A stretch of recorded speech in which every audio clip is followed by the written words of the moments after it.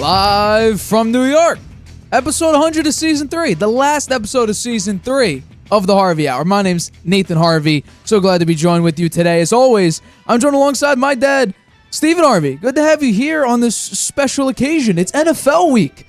This is last Sunday was the last Sunday of no football, no NFL football for the next 5 or so months. Hey. It's going to be amazing until February. Every single Sunday will be filled with NFL football. This will also be the last Thursday for a number of weeks now, number of months, and it's pretty crazy. We'll talk about Thursday's game coming up later on in the show. We have a massive show planned. I mean, quickly, just you can't see it perfectly, but glancing over the topics, we got a lot planned for you, and also we're bringing back some topics like our picks for Thursday. But let's jump into my topic. I do this occasionally of when I do my top 10 quarterbacks, and this is no different. This time I am doing my top 10 quarterbacks, so let's begin with the topic of, obviously, my top 10 quarterbacks. I put a lot of thought into this because I'm switching up the criteria slightly. Now, I'm sure some of you have been around for a while, know that last season when I started my top 10 quarterbacks at the beginning of the season, there was no Lamar Jackson because I felt it was unfair to add quarterbacks that got hurt or at least did not finish out the entire season. This time I'm changing it up just slightly. While, yes, I'm taking into account injuries as well, I'm also taking into account how I believe they will rank up until I do my next top 10 quarterbacks. So that's around week 4, week 5. So that's the criteria, and let's break it down with the number 10 quarterback of the NFL currently heading into week 1, and that is Kirk Cousins. Speaking about last season, he led the Vikings to a record 11-0 in one-score games with a tying a record. Matthew Stafford, I believe back in 2016, with 8 fourth-quarter comebacks and 8 game-winning drives. Last season, he was 4th in passing yards, 5th in touchdowns, 7th in big-time throws. He had more than Trevor Lawrence, Jalen Hurts, Justin Herbert, and 1 below Joe Burrow. By the way, most of those quarterbacks are much, much higher on the list than number 10 at Kirk Cousins. He's also the 9th highest graded passer. And guess what? Those 11-0 comebacks, it didn't help having the 31st ranked defense in the NFL. Pretty bad. Now, obviously, the thing with Kirk Cousins is the reason why he's not, a top 8, 9 quarterback. Outside of 1 p.m., he doesn't play that well. That's just the fact about Kirk Cousins. When the lights get the brightest, he comes up the smallest, so that's why I have him at number 10. We also have, let's go, actually, I meant to do this. Let's do number 9. We got Jared Goff. What? Jared Goff on the top 10 quarterback list? I also had him on the top 10 list last season to end the year, actually, just because he the entire Lions team ended actually really, really good. They won the 8 of their last 10 games, and that was led by Jared Goff, who also outplayed Aaron Rodgers in that last regular season game. But he had a comeback year last year. Let's be honest. He had the 6th most passing yards in the NFL. He's tied with Kirk Cousins in touchdowns with, I believe, 25. He also only had half the interceptions. Kirk Cousins had 14 picks. Jared Goff only had 7. By the way, I think it's 29 touchdowns. He had the 5th highest QBR last year, scale of 0 to 100. He was 7th in passer rating. He was 6th in PFF's statistic of accuracy plus, which is right on the money, right in the chest, the perfect throw. He was 6th in the league in that, and that was with the 32nd ranked defense. He was coming out and basically almost was very, very close to leading the Lions to a playoff berth, their first one in 30 years. Let's get into the next top, let's get into number 8 here, Lamar Jackson. Now, this is a difference from last year, obviously, because of the fact that I didn't have him to start the year, due to the fact he only played 12 games last season. And it's the same one actually going to this season. He only played 12 games. 1 game. That's the big thing with Lamar Jackson. Why he can't be higher on my list, at least to start the season. He's played 1 game out of 12 potential games in December and January. He's injury prone. That's just how it is. And it's not because his offensive line is a sieve. He actually, since he came into the league, has the 3rd ranked offensive line on average. So it isn't offensive line problems. So health is a concern, and that's why I'm scared to put him higher. So health is a big issue. But if we're talking about just his play alone, he is a nightmare for any defensive coordinator with his mobility and his elusiveness. I mean, we saw in one of his first seasons, I believe it was his unanimous MVP season. He had a juke against a Bengals linebacker, set internet into a frenzy, basically. Now, I know a lot of people say that wins aren't a quarterback stat, but when it comes to Lamar Jackson, it seems like we just pushed that idea to the side because a lot of people bring up the fact that he has a 45-16 winning record with the Baltimore Ravens. So I'm going to say that's actually a major positive for Lamar Jackson because he has been a massive part of that. As I think a lot of people would agree, a lot of quarterbacks are probably the primary reason why they win games. However, some people think it's a gray area or they're not a QB stat. I think it's somewhat important. I think it matters. I think it matters a lot, actually. But he is one of the most explosive quarterbacks in the league. I don't trust his passing. That is something that I don't necessarily trust. He was one of the most inaccurate throwers last season. So I don't feel great about Lamar Jackson, but he does now have weapons. Still has Mark Andrews. They got OBJ, and now they have Zay Flowers, the rookie. Apparently, Zay Flowers is cooking in camp, so I think Lamar Jackson 8 is a perfectly fine spot. And besides, they also have brand new OC Todd Monken, who's going to change the offense and implement more passing into Lamar's offensive arsenal. Let's get into number 7. Number 7. Let's go with Aaron Rodgers. Now, it's funny that I put him here because I don't even think, I may not have put him in my top 10 quarterbacks to end the year last year, and I don't believe I did, but if I did, I'm sorry about that. But I'm doing this more so for into the next part of the top 10, so week 4, week 5, because this is a different Aaron Rodgers that we've seen so far in the offseason. The first thing would be he's engaging with his young receivers, which he hasn't done in years in Green Bay. He actually seems happy. He's being involved in the community. Green Bay, he wanted to get the farthest away from Green Bay as possible. He would go in hobbit holes and darkness retreats, go on ayahuasca trips to find his inner self. He's not doing that in New York. He's going to Knicks games. He's going to Ranger games. He's going to Islander games. He's enjoying the community.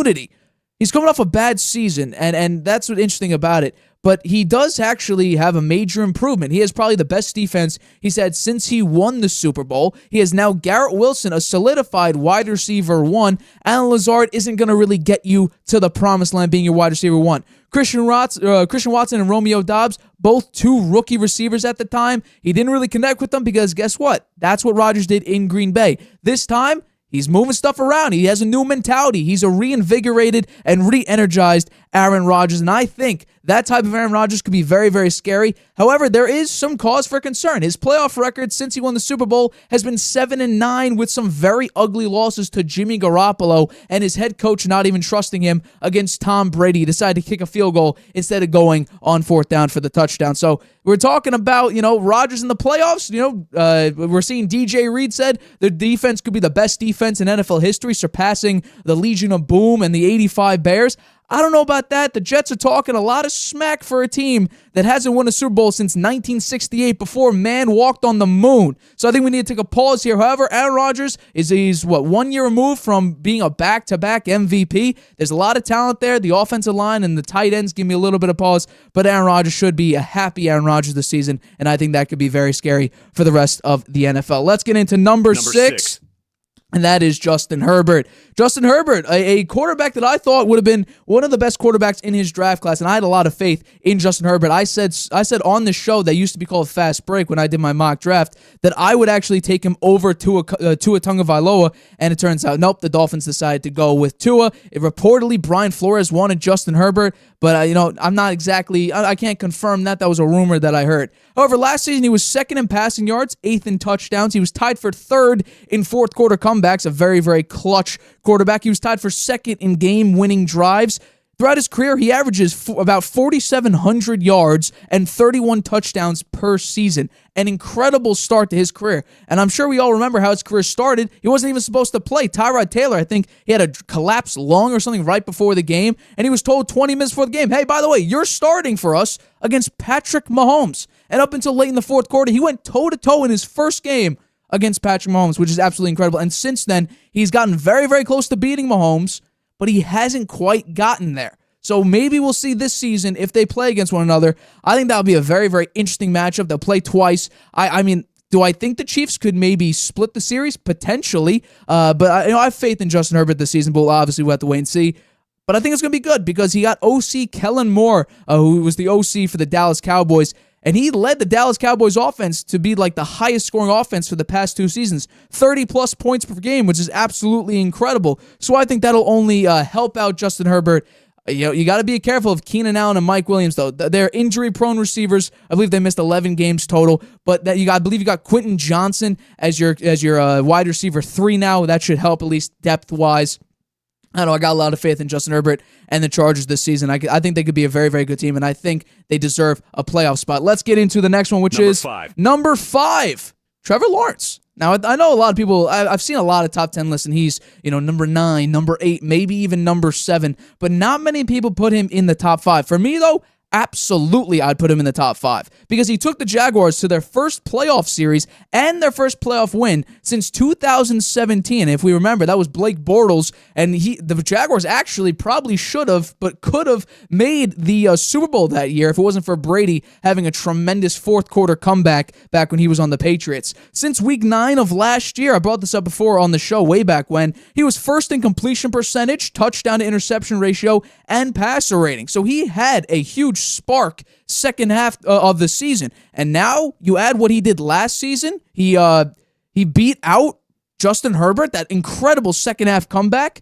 20-point comeback to be exact, and he had 2 opportunities to beat Mahomes in the divisional game to maybe send the Jaguars to the Super Bowl. I don't know if they'll beat the Bengals at the time. However, he did have an opportunity to go out and beat Mahomes. But once again, he's a second-year quarterback. I don't expect many, if any, second-year quarterbacks to go out and beat Mahomes. But based on all of that, going into that season, Trevor Lawrence was a pretty bad quarterback record-wise, and he was dealing with all that, Urban Meyer situation. So to come, you get Doug Peterson, Super Bowl winning head coach, out-coach Belichick in the 2017 Super Bowl when he was with the Eagles. It really helped Trevor Lawrence, and we sort of, make this his first year. Last year be his first year.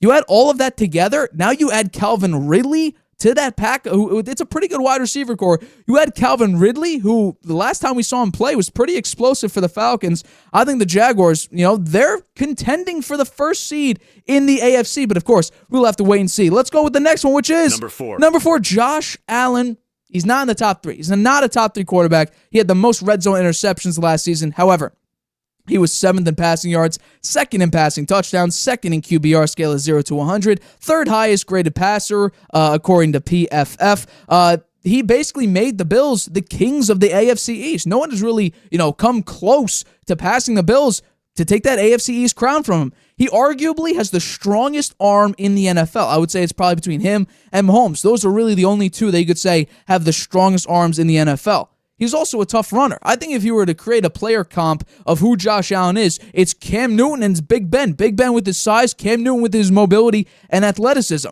He was the 3rd highest graded runner as a quarterback, which is absolutely incredible coming from a guy who his main talent should be his arm strength. And yet, he goes out, and guess what? Because the Bills have absolutely no run game. They haven't got the offensive line right, but the running game is basically non-existent. It's Josh Allen who comes up with the big, important runs, and that is major for a quarterback like Josh Allen and for the Bills to make those big-time plays when you don't have a secret weapon of a running back.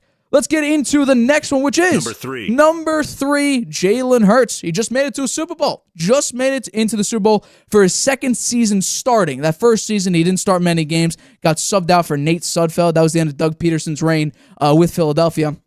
But 2nd season starting, he made it to the Super Bowl. Not only did he make it, he outplayed Patrick Mahomes in that Super Bowl. 35 total touchdowns last season, 4,400 total yards last season. He was 4th in QBR and passer rating, which is absolutely incredible. Honestly, he was pretty much in the MVP race up until he got hurt, and they had to put in Gardner Minshew at quarterback. With the addition of A.J. Brown, I showed this before. It's the same progression level from that Josh Allen had when he got Stephon Diggs. Jalen Hurts gets A.J. Brown, and now Jalen Hurts, I put him top 3. That's how good having the wide receiver 1 is, and you have tremendous talent. And not only that, taking it away from the field, he's an incredibly mature quarterback, a great leader, and also his work ethic is absolutely incredible, and he's only at the age of 24. That is insane to see. So, I mean, number 3, you could argue number 2. I don't know if I would put him number 2 yet. I think if he plays well, I mean, he had the Eagles going undefeated for a large part of the season. So, and this was also, his team was about to give up on him. I mean, they didn't think he was any good. And now you have a great comeback season last season. I don't know. I feel good about Jalen Hurts at number 3. Let's get into the final two. Number 2. Number 2, we got Joe Burrow, probably the closest quarterback to passing Mahomes. However, he's not quite there yet. However, he's the MVP favorite at the moment. So he made it to the Super Bowl with an absolute turnstile of an offensive line, and if he had about a half second more before, I believe, Aaron Donald sacked him on the last play, Jamar Chase was about to break free, which would have been a touchdown. Bengals win that Super Bowl. He's a great pocket passer. He is great under pressure in the biggest stage with the brightest lights. Look at Arrowhead, the loudest stadium in the NFL. He's outplayed Mahomes 3 out of the 4 games, but I'll get to that in just a second. He was second in completion percentage last season, second in touchdowns, second in yards per game. He's the best QB, not named Tom Brady, who's currently retired, that could poke a stick at Mahomes and say, "I'm right behind you. I may be better than you." He's the only quarterback that could say that is currently playing in the NFL. But he has outplayed Mahomes 3 out of the 4 games that they've played up against one another. So much so, these are the stats in his 3 wins against the Chiefs. 72.2% completion percentage, 982 yards, 8-to-1 touchdown to interception ratio. Mahomes, I think, has a 67% completion percentage. I mean, Joe Burrow is an absolute dynamic quarterback, a great quarterback. And you know what? This might be the season the Bengals take it all the way. I'm not too sure, but however, I don't even think I need to say this, but the number one quarterback is Patrick Mahomes. Now, I did write stuff down here about Mahomes just to solidify how he's number 1, but I think he's the unanimous number 1 quarterback in the NFL. He won the Super Bowl. He's now a 2-time Super Bowl winner. He was first in yards, first in touchdowns, first in QBR, second in passer rating. Without Tyreek Hill, he still had an incredible season. We thought, including myself, I thought the Chiefs may be huge. Like, they may drop off incredibly because of just how dynamic and dominant Tyreek Hill was. It didn't seem to matter whatsoever. In the biggest moments in the playoffs, it wasn't Patrick Mahomes' arm that got him to the promised land. No. He ran the ball. It was his legs that got them to where they needed to be. It was his running got the penalty on, I think it was the Bengals defensive end, and that sent him. It was Harrison Butker made the field goal, but that set him up for the field goal. And also, I'm pretty sure in the Super Bowl, Mahomes had that big run right before there was like the pass interference or the holding call late in that game. So Mahomes is absolutely incredible. He's the best freestyler probably in NFL history. I mean, he does crazy throws. He has some of the best looking incomplete passes I have ever seen in my life. I mean, if I'm not mistaken, he jumped out of bounds and almost made a throw that could have been completed. I mean, how are you going to guard someone who's out of bounds? If you touch him when he's out of bounds, that's a penalty. Mahomes is changing the way quarterbacks play. We saw Caleb Williams dance around like he was Mahomes and deliver an absolute bullet for a touchdown. You could probably call him, you could solidify him probably as a first ballot Hall of Famer, only at the age of 27 years old. I want to bring you in now. What do you think of my top 10 quarterback list? Well, I think you have most of the top 10 right there. I would think that you might give some consideration to Matthew Stafford. No. You wouldn't give him any consideration. He's too inconsistent for me. I said he's consistently inconsistent. Yeah. You wouldn't give any consideration to Jimmy G? Not this season. He didn't. The top 10. He played what, 10 games? I'm not doing 10 games. Yeah.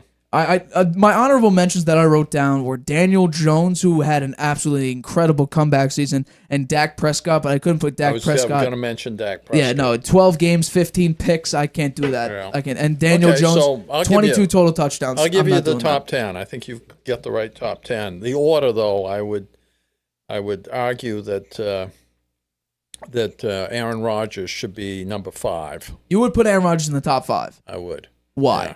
Just based on his body of work over the course of his career. He fell back a little bit last year, but that's not to say that he won't rebound this year. You've put Trevor Lawrence at number 5. His body of work is only 2 years. I mean, he may regress this year. We don't know. I think that's near impossible with the talent he has and the squad he has now. So that would be one. That would have been one adjustment I would have made, and then the other adjustment would be I would swap Josh Allen and Jalen Hurts, because again, Jalen Hurts' body of work is really 1 year. So you would take someone outplaying the best quarterback in the league right now and making it to the Super Bowl in your second season, too short of a body of work to put him in the top 3. Yes. I think that's unfair. I mean, he made the Super Bowl. Josh Allen's overall stats are probably better than Hurts. He's played longer. No, but I mean, last year his stats overall were probably better than Jalen Hurts. A few of them, yes. Yeah. A few of them. But, so, I mean, he made the Super Bowl. Otherwise, top 4 quarterback.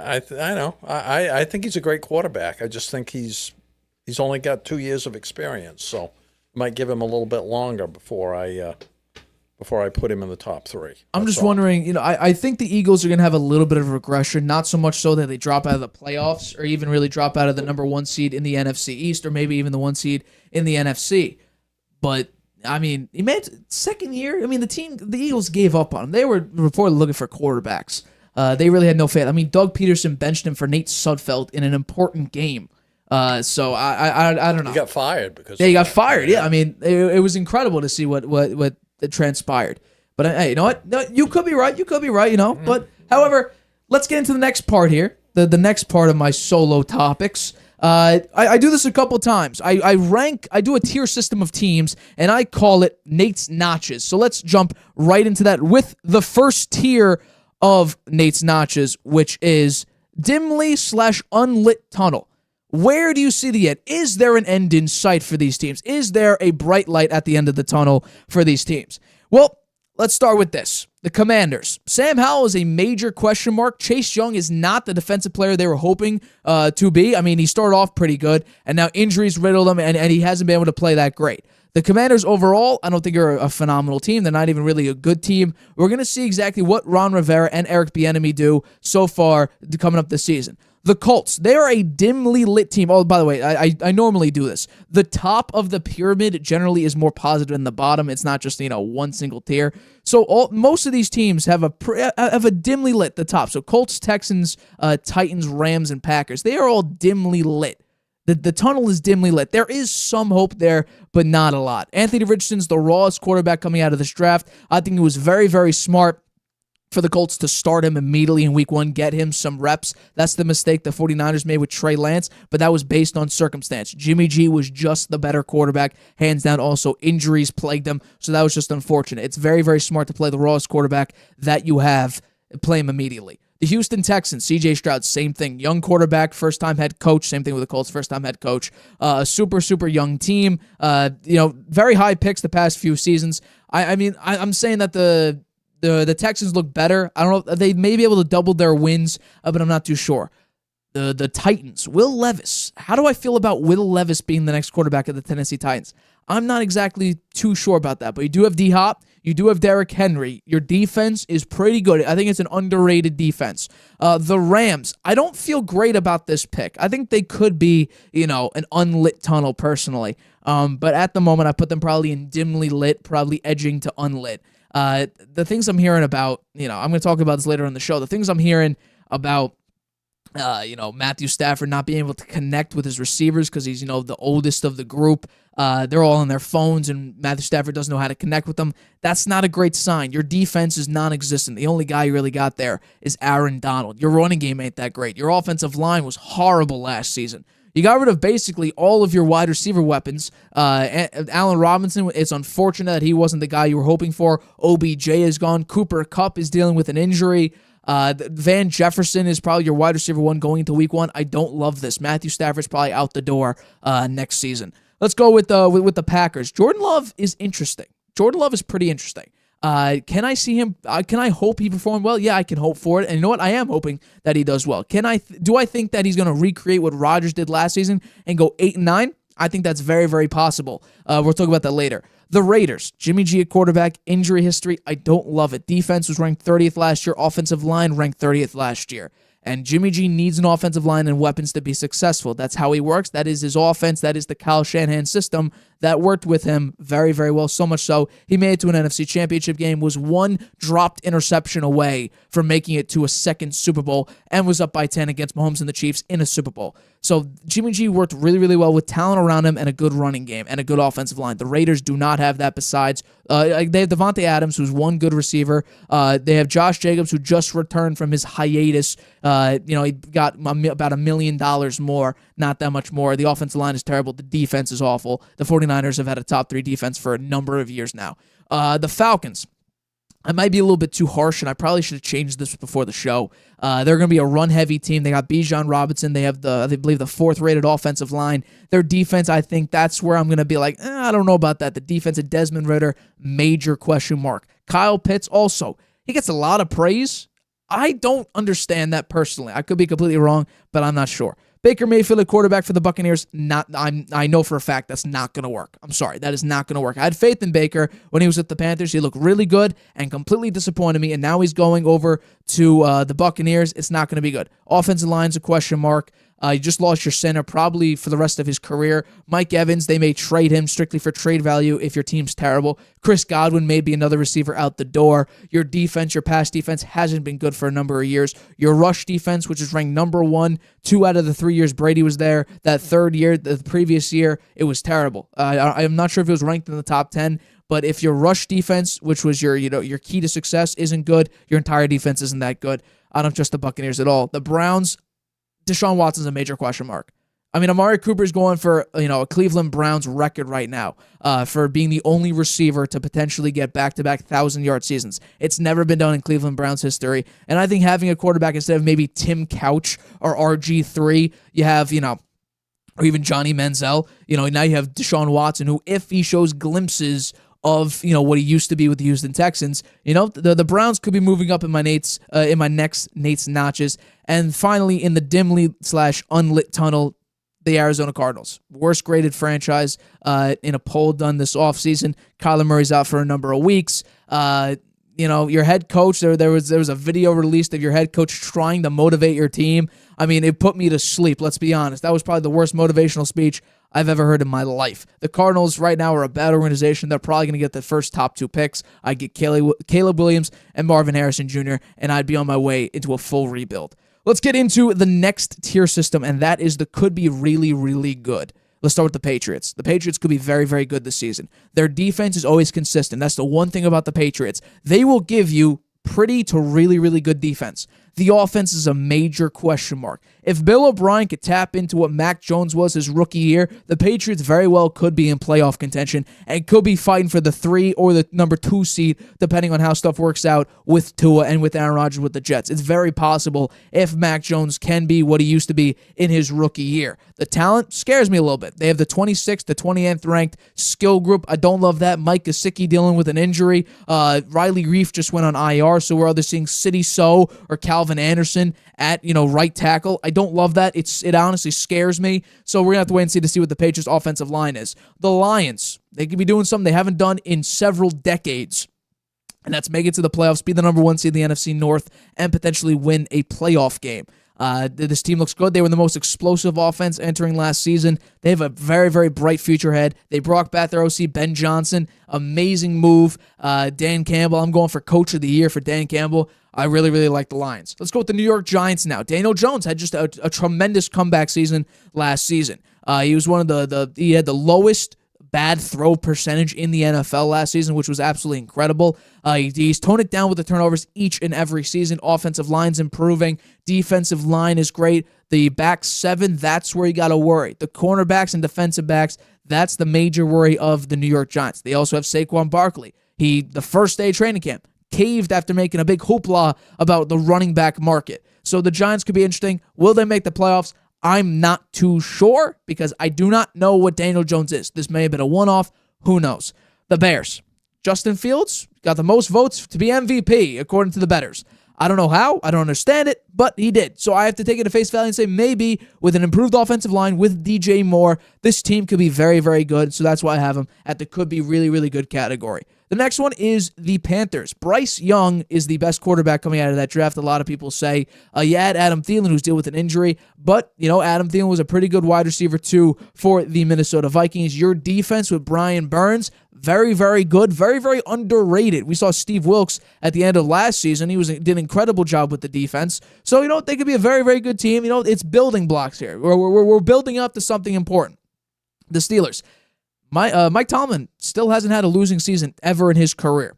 Kenny Pickett, we saw him in the preseason, was tearing teams up. George Pickens looks like a pretty good to really good wide receiver so far. You also have Deontay Johnson. You have Najee Harris. Your defense is always pretty good. Your offensive line, it has a few question marks here and there, but overall, should be a pretty interesting season for the Pittsburgh Steelers. And finally, the Denver Broncos. I don't love that I put them here because I do not believe Russell Wilson will have a resurgence of his potential MVP self or his playoff winning or Super Bowl winning self. I don't love it. I don't trust it. However, I do think they will double at least Russell Wilson will double his win total. The defense at one point late in last season, they had the number 1 ranked passing defense, which is absolutely incredible. Russell Wilson with Sean Payton could work out a lot because a lot of mediocre to bad quarterbacks like Jameis Winston, who wasn't all that great. He looked phenomenal under Sean Payton's scheme. So I think the Broncos could be a very, very interesting team, which leads me to my next tier, which is, let's see if we can bring it up. I don't know what's going on. Let's see. Can we get the next tier, please? Let's see if I can bring it up. Which is, there we go. On the edge. These are teams that are on the edge of either winning the division or making the playoffs. The Jets, Aaron Rodgers, we don't know what kind of version of Aaron Rodgers we are getting so far this season. We expect him to be better than he was last year with the Green Bay Packers, where he went 8-9 and looked pretty bad. So we should be expecting better from him. He has a better wide receiver one than Allen Lazard. He has Garrett Wilson now, Breece Hall and Dalvin Cook in the backfield. Your offensive line is a major question mark. You have the 4th-ranked defense, which is probably the best defense he's had since he won the Super Bowl with the Green Bay Packers. The Jets are right there. Can they get there, though? I'm not too sure. The Ravens, Lamar Jackson, I talked about this in my top 10 quarterback list. He now has weapons. The defense, I think, has been improving every single year. Brand new OC.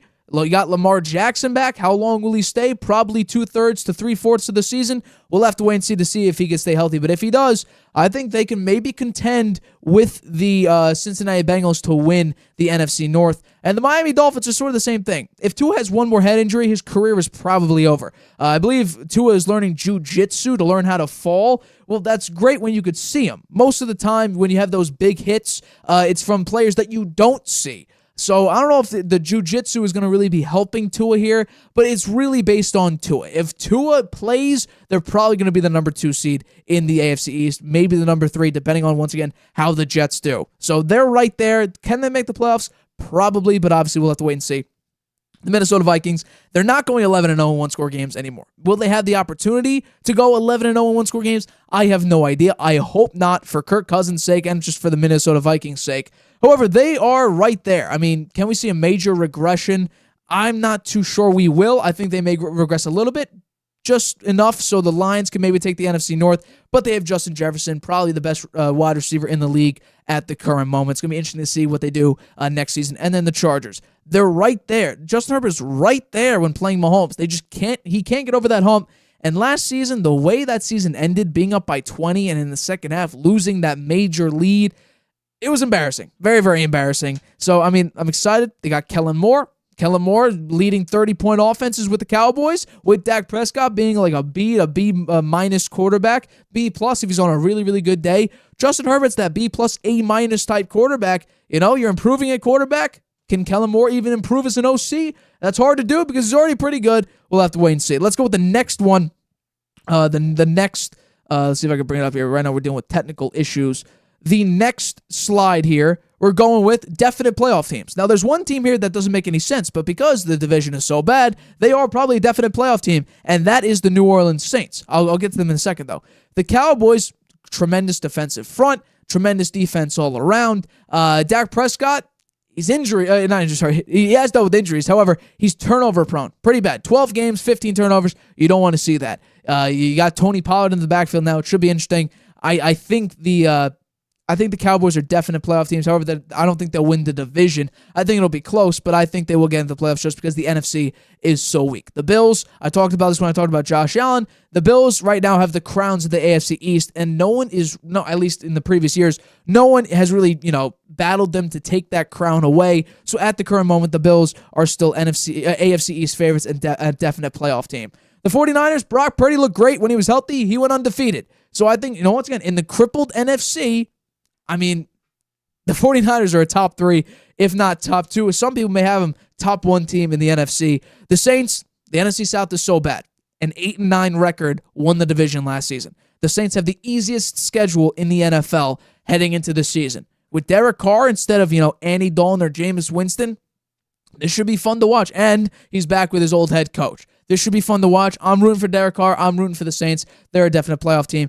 And then the other South team who plays in a South division that's terrible is the Jacksonville Jaguars. They are the best team in the AFC South, and I think it'll be light work for the Jaguars to win the AFC South. And once again, I saw the Jaguars, some people have them as the number 1 seed in the AFC, which is quite interesting. So I believe they're a definite playoff team. The next one, which is serious threats to the number 1 spot, I'll add all 3 here. So the Bengals, once again, Joe Burrow's 3-1 against Mahomes in his career so far. The Bengals are really the only team that have, fought off Mahomes, at least in the AFC. The Eagles did it in the Super Bowl. So I think those 2 teams right now are probably the most serious threats to dethrone the Chiefs, which are clearly the best team with Patrick Mahomes and the rest of the squad, Travis Kelce. And even with Sans Tyreek Hill, they're the best team in the NFL. I don't know your thoughts on my team tier ranking system. I think it's reasonably accurate. Reasonably. Yeah, I do think it's reasonably accurate. I would say that the Eagles are a serious threat to dethrone Kansas City, but it's going to be tougher for them this year because their schedule is much harder. They have the hardest schedule of any NFL team. The Eagles? I believe, yeah. The Patriots do. No, I thought the Patriots were third and the Eagles Patriots were have the hardest schedule. Well, okay, the Eagles have a very hard schedule, so I think that they're going to be a playoff team, though. I agree with that. In fact, I have them winning the NFC East in my picks, so I think that's right. I'm not sure I wouldn't put San Francisco up there into the serious threats. You would or wouldn't? I would. I think I would put them up there because they have a great defense. They have lots of skilled players on offense. I think the question mark there is whether Brock Purdy is the real deal. It's a small sample size. He did great when he first started, but I think it remains to be seen whether he'll excel. And then right now, isn't Joe Burrow hurt? I mean, is he going to be able to start the season? He's going to be able to start the season, absolutely. Yeah. So, yeah, I think you've lined it up reasonably accurately there, Nate. There we go. Okay, so we're gonna take a quick break. It'll be about a minute break. But coming up, Sports Illustrated's writer Chris Mannix has the Heat dropping all the way down to 10th in the East. We are going to discuss whether or not we agree with his opinion or not. And also, Deion Sanders and Colorado shows up and shows out against the 17th ranked TCU with a record performance from Shedeur Sanders. We break that down right after this. Whether you're just discovering your voice or taking your show to the next level, you know what the world needs to hear. All you have to do is say it. With Spotify, set up your podcast. Your food podcast. Your mindfulness podcast. Your never thought you'd get this far podcast. And watch those sparks fly. I put a picture of the Drop the episode anywhere people listen. And find out who they're cooking with. Where they're finding inner balance, and why they love your show. You're already a creator. Now you can create, connect, and get paid for your passion with one single free tool. Spotify for podcasters. Talk where the world listens. Welcome back to the Harvey Hour. My name's Nathan Harvey, and as always, I'm joined alongside my dad, Stephen Harvey. Let's get into our next topic here. So, we decided to do an NBA topic, and I know it's nowhere near the NBA season. However, this was a pretty interesting report. So, Sports Illustrated writers Chris Mannix said that, quote, I'd probably have the Heat penciled into the 10th seed in the East right now. It's pretty interesting. I mean, they lost Max. This is all based around the fact that they lost Gabe Vincent and Max Strus in the offseason. So I want to know, do you agree? Will the Heat take a large step back after losing two, I would say, important players, Gabe Vincent and Max Strus? They aren't done building their team. They're still trying to get Damian Lillard. If they succeed in doing that, I'd say they could probably could be the 1 seed. So I think it's too soon to know. You think it's too soon to know? Yeah. Well, okay, let's do at the current moment. At the current moment, with the team constructed. They lost some talent. I mean, Gabe Vincent and Max Strus both had decent playoff runs until they got to the finals, and then they came up really small. So they both had, demand from other teams, and they took other deals. So yeah, losing both of them it hurts the team for sure. So would that mean that where would you put them then currently? Well, I mean, look, last year with them, they started out in the playoffs at the bottom, right? They were the 8th seed. They were the 8th seed, so not quite at the bottom. Yeah, but didn't they start as the 10th? I thought that they started as the 10th and then they played themselves into the 8th spot. They were the 7th seed. So it's even better than the 7th seed. Then they lost the play-in game. They lost the first play-in game, so yeah. they started out at what seed in the before the playoffs started? They were down at the bottom, right? I think they were the last one in. Well, no, right? The only reason because they lost that play-in game. They had to play. They couldn't but the lose first two. play-in game, where were they seeded? They were the 8th seed. They were the 8th seed at that point. Yeah. Oh, okay. Then they lost to the Hawks, right, yeah. and then they won straight out all the way to the finals. So they had a lousy regular season last year. Not to say that they wouldn't have that again. They excelled in the playoffs, and Gabe Vincent and Max Strus helped them until they got to the finals, where they really came up very small. So I'll say I completely agree with Chris Mannix. I mean, this team, when you lose Gabe Vincent, who won you a couple playoff games, especially against the Celtics, he was the reason. He scored 28 points and was absolutely dominant defensively, especially in the next series. I mean, he would follow Jalen Brunson or whoever had the ball up literally full court. He didn't even go for like a steal per se, but he would just be a pest to anybody on the Knicks bringing the ball up. Max Strus, he had some very, very clutch moments, and especially on defense. He was a very, very good defender when needed be for the Miami Heat. However, this is not a team constructed for the regular season. Jimmy Butler is a B player until the postseason, and even last postseason, he wasn't playoff Jimmy as a lot of people were hoping or maybe thinking that he would be. Yes, he did have a couple good games against Milwaukee, but outside of that, he really wasn't that player. He really wasn't that player at all. So, I mean, this team in the regular season was the lowest scoring team in the NBA, and they got all the way down to the 8th seed and were this close to being eliminated from the playoffs. And they got very, very lucky. The Knicks were absolutely horrible. They beat themselves to death. They played bad basketball, dumb basketball, as I said last season. So they were, and then you go to the Celtics. The Celtics were way over their heads, the worst clutch team in the NBA for the past couple seasons. So, the Celtics thought they could cruise through the entire playoffs because Milwaukee's out. Let's just cruise through. It was dangerous against the Hawks, and then you go up against Philadelphia. I believe that went 7. Philadelphia, we saw, Joel Embiid hasn't made the conference championship in his entire career, conference finals in his entire career.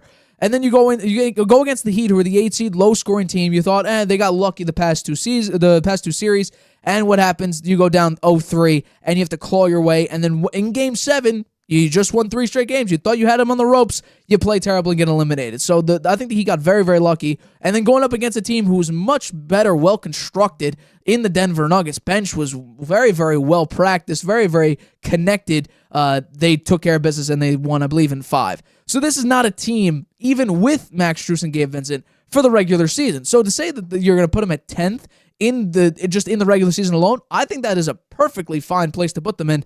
After losing Gabe Vincent and Max Strus, I think this is almost a definite that the Heat are not going to be a top 5, top 6, not even really a top 8 or 9 team. If you get Dame, obviously this changes. But at the current moment, they do not have Damian Lillard.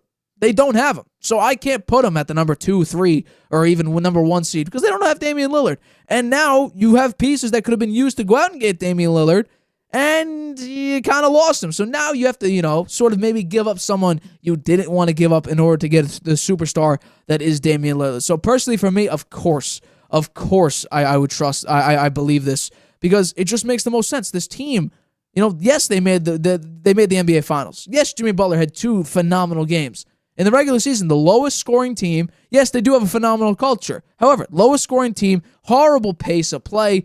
Jimmy Butler, they sort of just coast. They don't fluctuate. They don't stay high riding like maybe the Celtics or the Bucks do, or even the 76ers last year doing the regular season, where you play really, really well all throughout the regular season. They kind of just stay, about average, or at least scoring. They're at the bottom of the barrel. So, absolutely, I would say Chris Mannix is right in the regard of the fact that, this team probably deserves to be 10th. What? The Heat has a great coach. It doesn't matter, though. Even with the great coach, they were dead last in scoring because this team doesn't score points. They made it to the NBA Finals last year, Nate. 2 games. Giannis got hurt. Jimmy Butler had 2 games. Things happen. Knicks beat themselves up. Celtics were over their heads. They play an actual good, well-coached team. They beat the Celtics. Because the Celtics were over their heads. We saw it. Every single the first 3 games, they thought they were clearly the better team. Turned out not to be the case. Then Julius Randle even said that the Heat just wanted it more. The Knicks beat themselves up. They played bad basketball. You go into the Celtics, who were dominant throughout the year, getting called probably the best team, not rating-wise because the Bucks were the 1 seed, but roster depth-wise, they were probably the most talented team. You're hearing that, your ego gets up. They have Jason Tatum and Jaylen Brown and Al Horford, Robert Williams, Malcolm Brogdon, Derek White, all these great players. Marcus Smart. And you sort of take a step back, and now the Heat, who care and who want it more, they're going to beat you up, and they did. Go up 3-0, then you claw your way back because you're literally in sudden death mode. And then when you think you have them on the ropes, look what happens in Game 7. You get over your head again. You choke. And that's what the Celtics have done the past couple of seasons. So, I mean, think about it. The Nuggets were a very well-coached basketball team who played smart basketball, and they beat the crap out of the Heat because the Heat couldn't score. I mean, the Heat basically in that series were playing early 2000s basketball. I'm not even sure. I'll bring it up right now. Did they ever even hit triple digits in points? They hit it once in their only win. Once. And in Game 5, with the last game they played, they didn't even score 90 points. And they're playing early 2000s basketball, at least point scoring, because this team doesn't score. Dead last in scoring. So, I mean, they don't have Dame right now. If they had Dame, it'd be a different story. But at the moment, they don't have Dame. Let's get into our next topic. So, Deion Sanders seems like he's changing college football for the better.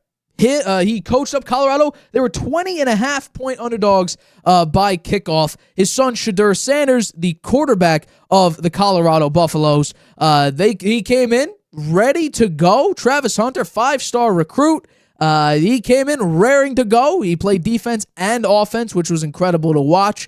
And Colorado took care of business. They won, I believe it was 45-42. Shedeur Sanders had a record-breaking game, 510 passing yards, a Colorado record. He also had 4 passing touchdowns. Absolutely incredible. I believe that's also on, 38 out of 47. If I'm not mistaken, that's like 80-something% or near 80%, which is absolutely insane.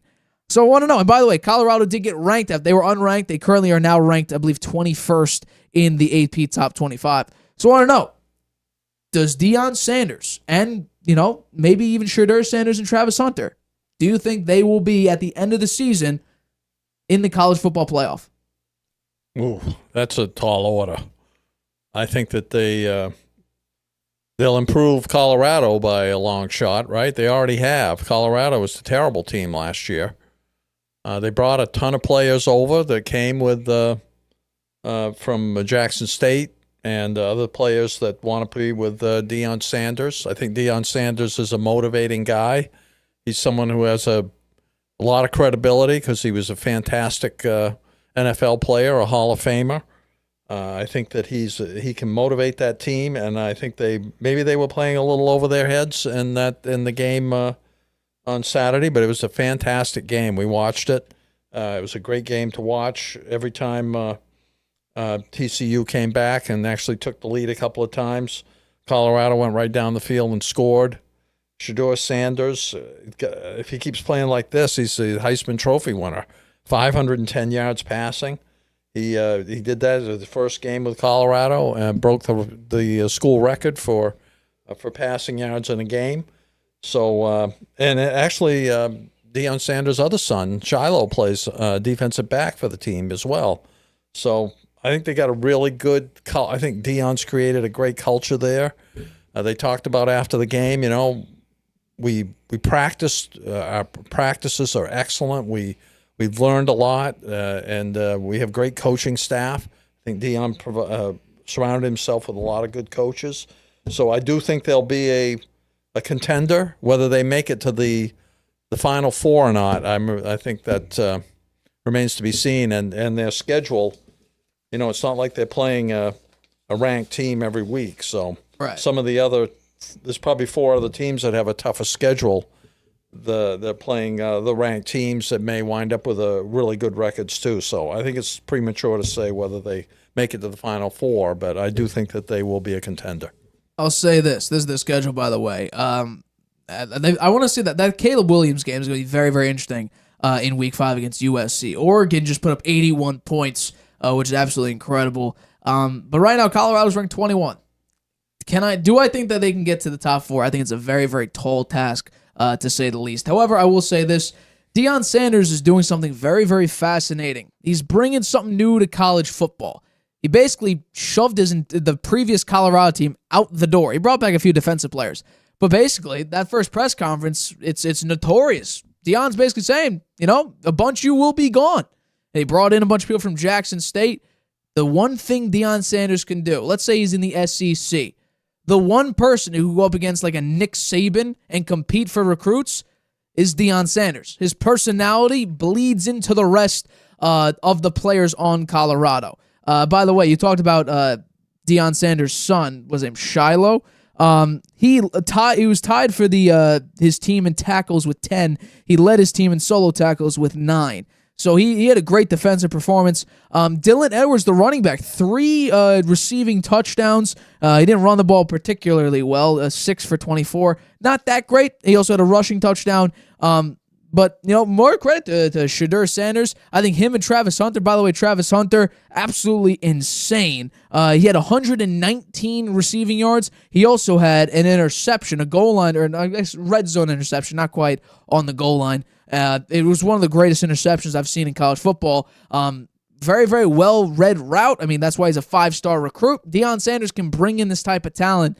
And I think, I'm not going to say definitively, they're going to be a top 4 team. Do I think that they will climb in the rankings? I do. And could they be a top 10 team by the end of, the year? Probably. I think top 10, sure. Maybe. I think Final Four is a pretty Final tall Four order. at the current moment may be pushing a little bit. However, they did just tie last year's record after week 1. So that is a good start. You're at least tying the record you had last season. So I'll say this. Deion is doing something that not many coaches can do or many coaches will dare to do. But that is prime. That is prime. He is the personality. He is an infectious personality. He tells it to you straight. He's not going to, beat around the bush with it. He's going to tell you exactly what's going on. And that's why, it seemed rude to a lot of people that he just basically kicked out 90% of his team and brought in a bunch of transfers. But you know what? So far, it's worked because they responded every single time TCU decided to score. Now, their defense gave up a lot of points and a lot of yards. But early in the game, they had a few, defensively, they had a few stops there. That interception was big, man. No, they had a couple of red zone interceptions. 20.5 points. It's weird to say, but maybe it's just, ignorant bliss. I really felt Colorado would win this game. I really didn't think TCU really had a shot at winning this. I predicted it that Colorado would win. We both thought Colorado would win this. I had no reason to other than it's Deion Sanders and it's his son. I guess 2 sons playing for Colorado. No other reason than that. It was simply just a shot in the dark. But I do think Colorado has a pretty good shot at being a top 10 team by the end of the year. Do you think that Travis Hunter will be able to continue to play on both sides of the ball at the extent that he did in this game? He played over 60 snaps on defense and 70 snaps on offense. I'll say that's this. a lot. He said he wasn't tired and he's ready to play another 60 or so minutes. He's got to be in really good shape. I'll say this. He's going to be taking a lot of hits when you're out there the whole game playing that many snaps. I wonder if that set a record. I would think that probably set a record for the number of snaps played in a game by a player. Right. He played the whole game on defense, the whole game on offense. Basically. It's really something. Incredible. It was absolutely insane. It's a 5-star recruit playing wide receiver and cornerback. The last person we saw do that was what? Devin Hester, maybe? Who else? Deion Sanders he didn't really play receiver, though. He was out there for, a couple moments here and there at receiver, but you don't really see that in the NFL. It had to be that Swiss Army knife of a player. It's very, very valuable to a number of teams. So, we'll have to wait and see. Colorado's going to be an interesting watch this season, especially in that Week 5 game against USC. I think that's going to be an absolutely incredible game. I think Deion's charisma and his credibility being a Hall of Fame NFL player. Yeah. And one of the top NFL players of all time. I think that had a lot to do with him being able to recruit a lot of those players to come play with him. And looks like they've made a wise decision so far. It's a small sample size, so only one game. It is. All right, we're going to take another quick break here. This will be about 20, 30 seconds. But coming up, we make our standings predictions for the 2023-2024 NFL season. And also, the first NFL game of this season, Lions-Chiefs. We pick who's going to win and who's going to cover right after this. Using Wi-Fi without NordVPN could mean sharing your private stuff with more people than you think. Stay safe on public Wi-Fi. Get NordVPN's special offer and encrypt your internet connection. NordVPN. Online security starts with a click. Welcome back to the Harvey Hour. My name is Stephen Harvey, and as always, I'm joined alongside my dad, Stephen Harvey. Let's get into standings predictions. I do this 3 times. My dad does it twice. So this will be both our second to last times doing this for the entire season. I do it before the preseason, right after the preseason, right before week 1, and then after week 8. Week 8, we both have to make our last and final predictions of who is going to win each division. So let's jump right into it. We're going to alternate here. So I'll do my AFC. You're going to do your AFC. You get the gist of it. So let's get in with my first AFC pick. Just let me change the graphic here for 2 seconds. So let's go with the first one, which is, these are my AFC East standings. So the first one, Buffalo, best team, AFC East, or I guess best team in the AFC East. They hold the AFC East crown. There should be no surprise there. Buffalo gets the AFC East crown. The New York Jets, I think, are going to be good enough. Their defense was top 4 last season. You have Aaron Rodgers. It's better than Mike White, Zach Wilson, and Joe Flacco, and just a little sprinkling of Chris Streveler. I think the Jets are going to be a good enough team to at least make it to the second spot. Number 3 is the Miami Dolphins. It's really dependent on Tua's health. If Tua's healthy the full season, we may see them go into the number 2 spot. But they have an improved defense. They have Tyreek Hill. They have Jalen Waddle. They have their offensive line is a major cause for concern, but you got Jalen Ramsey, you got Bradley Chubb on defense. I think the Dolphins could be interesting, and then the Patriots, they're the major unknown. They have, I think, really, this is going to be interesting to watch just exactly what Bill Belichick does with that team. But they do have Bill O'Brien, Mac Jones coming off a rough year last season, but I'm not blaming him. I haven't blamed him since Matt Patricia and Joe Judge became offensive play caller and QB coach. So it's going to be interesting to watch. So I think the Patriots, last team. It's incredibly hard AFC East, so I will take the Patriots to be last. Let's get into my next one, AFC North. The Bengals, I'm a little bit worried about them, at least in week 1. I'll talk about that on Friday. But the Bengals will be the best team probably in the AFC North. I think they'll just get past the Baltimore Ravens with Lamar Jackson and those weapons. The Ravens should be a much better team. The Steelers are probably the most interesting team in the AFC with Kenny Pickett going into his second year. We have George Pickens, who's making highlight reels in practice and mossing people in training camp. It's fun to watch. You also have Deontay Johnson. Mike Tomlin's never had a losing season in his entire career. Defense is always pretty consistent. So I think the Steelers, they're not good enough to beat out the Ravens and Bengals, but they're a good team. They'll probably be 8-9 or 9-8. Let's go with the Cleveland Browns. Let's Cleveland Browns. Deshaun Watson, we don't know what he's going to look like. They still have Nick Chubb. They don't have Kareem Hunt. Offensive line is still very, very good. Defense still has Myles Garrett. The team should be okay, but just Deshaun Watson, the major question mark there. I do not trust them. I think there'll still be a lot of rust, so we'll have to wait and see. Let's go with the next one, AFC South, the Jaguars. I talked about this in my top 10 QB list and also in my tier system. The Jaguars should take care of the Titans easily. They're the better team. They have Calvin. They have a better receiver core. They have the running back room. I would give it to Derrick Henry and the Titans. Offensive line, that's probably going to the Jaguars. Defense, I might give it to the Titans, but I think just having Trevor Lawrence instead of Ryan Tannehill is a major, major upgrade, so I'll take that. Then the Titans, Ryan Tannehill probably should have been out the door this season. I'm not too sure. You have Will Levis and Malik Willis as his back quarterbacks. So this should be interesting. Offensive line is still a WIP, work in progress. Defense is underrated. But you do have Mike Vrabel, a phenomenal head coach, a player's coach, absolutely. So I think the Titans will be, maybe 7-10, 8-9. I don't trust them. I don't really like them at all. Houston Texans, I think they're probably going to be an interesting team in the AFC. I would say if we're talking about, storyline, I'd probably put them near the top. I think they could double their wins. They won, 3-13-1. I think they may be able to win 6 or 7 games. But C.J. Stroud didn't look great in his preseason. I don't know how this is going to turn out. Just as the Houston Texans history hasn't been all that great. Deshaun Watson was definitely a beautiful blip, but in the entire history of the Houston Texans, David Carr and C.J. Stroud, we'll have to wait and see whether or not C.J. Stroud is the guy. First time head coach, offensive line's not great, defense was pretty bad. The Houston Texans are going to be a bad team, and then the Colts, the rawest quarterback, first time head coach, defense is offensive line was in shambles last year, and they arguably had the best guard in Quinn and Nelson. Jonathan Taylor, he's out for the first 4 games. That's probably going to be an 0-4 start, but he's still dealing with injuries. He had a lingering injury last year.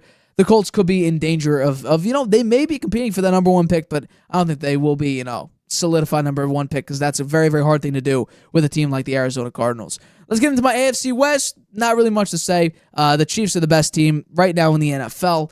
Even though they don't have a lot of talent, I still think they just won the Super Bowl. Fair to put them at the number 1 seed in the AFC West heading into the season. The Chargers, they have Justin Herbert, they got Keenan Allen, they got Mike Williams, they got Johnson, their receiver, they have Rashawn Slater coming back, you have Khalil Mack, and you have Joey Bosa, you have the safety Derwin James, you have Asante Samuel Jr., you have J.C. Jackson. You got a really, really good team, just can you perform? That's going to be the big thing there. But the Chargers have a pretty good team. They may contest the Chiefs for the number 1 spot in the AFC West, but I'm not sold on that. I'm not really buying any stock in that regard. And the Denver Broncos, they may double their win total. They should double their win total with Sean Payton as the head coach. You got Russell Wilson. You have Cortland Sutton. You have Jerry Jeudy. You got Javonte Williams coming back. You had at one point the number 1 pass defense in the NFL. You have Pat Surtain. He's a pretty good cornerback, probably the second best corner last season. So I'm going to put the Broncos at the number 3 spot in the AFC West. And the Raiders, injury-prone quarterback, but he's efficient when he's in the right offense. Devontae Adams, Hunter Renfrow. You have Josh Jacobs, who came back, but you did have the 30th ranked offensive line and 30th ranked total defense. So I do not trust the Raiders in any regard. All right, let's get into your AFC picks now. So let's begin with yours, your AFC East. Okay, so I picked the Buffalo Bills to win the division. They've won the division the last 3-4 years now, and I think they will do that again. I think it's a redemption year for Josh Allen, given his playoff game against the Bengals last year, where he really kind of had a dud, and I think that bothers him a lot. He's feeling Super Bowl in his bones, and I think he'll try very hard to get there. And helping him out will be Dalton Kincaid at tight end, who was a steal for them, dropped all the way to 27th in the draft. He could have been the number 1 tight end picked, and I think he'll be a good target for Josh Allen. So I like Von Miller starts the season on the injured list, but once he gets in there, their defense was really very, very special when he was in there last year. So I think the Bills will win the AFC East. Second, I picked the Patriots. They were 8-9 last year.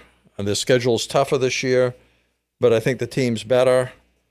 And so is the coaching staff. They made the changes in the offensive coordinator and brought in Bill O'Brien, who's a first-class guy. So I think the Patriots will be second, but I think it's going to be very close between the Patriots, Miami, and Jets. I have the Patriots with a 9-8 record, and Miami and both Miami and the Jets with an 8-9 record. So it's going to be very close between those 3 teams.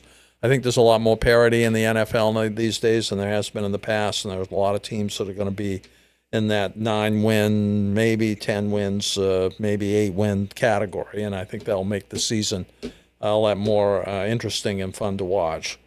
I picked Miami to be third. The big question is, will Tua stay healthy for the full season? Again, it's a tougher division this year. They did add Jalen Ramsey on defense. I think that's a plus for them. But the big question mark is Tua and whether he stays healthy. When he's healthy, he's really, really good. And he and that coach just seem to click together. So McDaniel and Tua. So we'll have to wait and see. And for the Jets, I picked them last. I think for any great culture to succeed, you can't airbrush the past. And they haven't made it to the Super Bowl since 1968. Only made the playoffs 13 times since then. It's a difficult schedule for them and a tough division. Rodgers may be on the downtrend. We'll have to wait and see. And his head coach is a question mark. So that's why I list them fourth. Moving on to the AFC North, I have the Bengals, who I think one of the big things for them was they re-signed their defensive coordinator, who has improved their defense every year for the last 3 years in a row. They had a very strong draft that yielded 2 defensive starters, probably, in Turner and Battle. And Joe Burrow is an MVP candidate. So I think the Bengals are loaded, and I think they'll win the AFC North. Baltimore will be close. Lamar is back. John Harbaugh is a great coach. And Odell Beckham is in there at wide receiver. Lamar says he wants to throw for 6,000 yards this year. We'll have to wait and see. I kind of doubt that, but he has that goal. It's a good goal to have as a stretch goal. They brought in a new offensive coordinator who wants to have the team be a little more pass-minded, and this is Lamar's opportunity to step up and show that he is a good passer. I picked Pittsburgh to be third, although, again, I think, a lot of teams are going to be around 8, 9, 10 wins. Pittsburgh's one of them. Mike Tomlin's never had a losing season. I don't think he'll have a losing season this year. Kenny Pickett's going to be better with a year under his belt. Hopefully T.J. Watt will be healthy. He could be a defensive player of the year. They had a good draft, and they brought in a lot of free agents. Allen Robinson, Patrick Peterson, Marcus Golden. I think they're going to be a better team this year, and I think their record will show it.